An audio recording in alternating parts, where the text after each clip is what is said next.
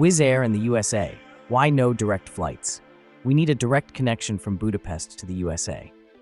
But why doesn't it exist? Why is the US mainly connected through major hubs like London Heathrow, Frankfurt, or Amsterdam? These are the primary access points to the US. Of course, there are also flights from Vienna, Paris, Milan, and in recent days, even from Warsaw. However, the main focus remains on the big hubs, major hubs. Is Wizz Air capable of flying to the USA? Technically, yes. Wizz Air's longest flight currently operates between London Luton and Abu Dhabi, covering a distance of approximately 6,500 kilometers. The distance between Budapest and New York is around 7,500 kilometers. The aircraft used for Wizz Air's longest routes is the Airbus A321neo, which has a maximum range of about 7,400 kilometers. At first glance, it may seem that the A321neo could operate transatlantic routes, especially between cities like London and New York, which are roughly 5,600 kilometers apart. However, the key limitation is the safety margin required for long-haul operations. What is the safety margin, and why does it matter? In aviation, a safety margin ensures that an aircraft has enough fuel reserves to account for unexpected situations.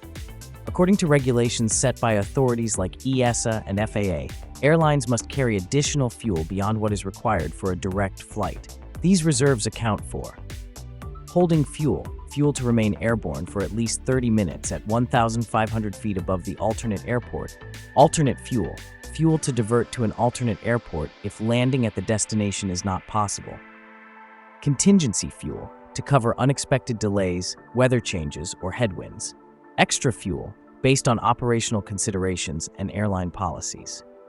Given these requirements, even if the A321neo theoretically has the range to reach North America, the lack of a sufficient safety margin means it would be operating at the very edge of its capabilities.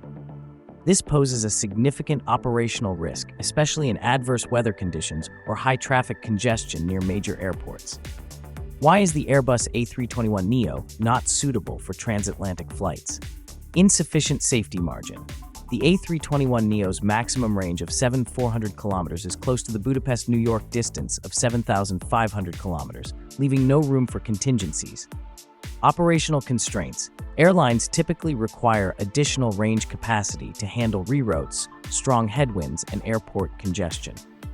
Regulatory compliance. To meet international fuel reserve requirements, the aircraft would need to carry extra fuel, potentially reducing passenger capacity or making the route economically unfeasible. The future of Wizz Air's longest routes. Wizz Air has ordered 25 Airbus A321XLR aircraft, which will offer a range of up to 8,700 kilometers. This extra range provides the necessary safety margin, making transatlantic flights a realistic possibility. Until then, Wizz Air remains limited to routes within Europe, the Middle East, and North Africa, where the A321neo operates efficiently. In summary, while the A321neo is a highly efficient aircraft for long routes, it lacks the necessary fuel reserves for safe and compliant transatlantic operations.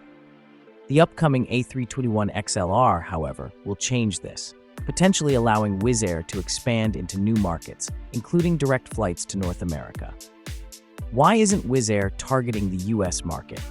Instead of launching transatlantic routes, Wizz Air plans to use the A321XLR to expand operations in the Middle East and other markets. But why not the US, like other low-cost carriers such as Play, Iceland, Norse Atlantic, or Norwegian? The issue is profitability. Operating transatlantic routes with a low-cost model is challenging because high load factor requirement. To make long-haul, low-cost flights profitable, airlines must ensure nearly full occupancy on every flight. This is difficult to maintain year-round. Intense competition. Major carriers like Virgin Atlantic, British Airways, United, and Delta offer better service at a higher but still competitive price.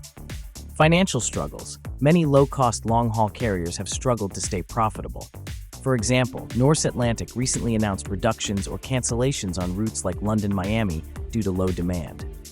The future of airline strategies, big hubs versus decentralization. The traditional big hub model continues to dominate. However, we are witnessing a resurgence of the big plane concept, as evidenced by the Airbus A380 making a comeback on key long-haul routes, such as Frankfurt, New York, London, Dubai, or Sydney. The A380 was built for exactly this purpose: high-capacity direct routes between major global cities. At the same time, Boeing's decentralized strategy is also gaining traction. For example, in China, airlines now operate direct flights from Wuhan or Chengdu to Budapest, bypassing major hubs. Will the A321XLR and Boeing 737 MAX change the game? Boeing originally envisioned the 737 MAX as a way to connect smaller airports with long-haul destinations. However, after the aircraft's grounding and ongoing scrutiny, Boeing has had to rethink its approach. The company remains committed to the model, but Airbus has now gained a competitive edge by fast-tracking the A321XLR, a direct response to Boeing's concept. However, due to the aircraft's well-known issues, this vision has been delayed. Meanwhile, Airbus is stepping into this space by introducing the A321XLR, which could potentially enable more point-to-point long-haul routes. If these aircraft succeed, we might see future connections like Budapest, New York, Lyon, Miami, or Venice, Los Angeles becoming viable. However, whether such routes can be sustained will depend on passenger demand, operational costs, and airline strategy.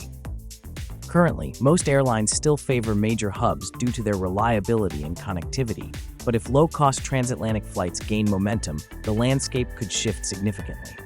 Should Wizz Air try a Budapest-New York route? In my opinion, Wizz Air should test the waters with at least 2 weekly flights between Budapest and New York to gauge demand. If successful, this could open the door for more direct long-haul routes from Central Europe. Thanks for watching. See you soon.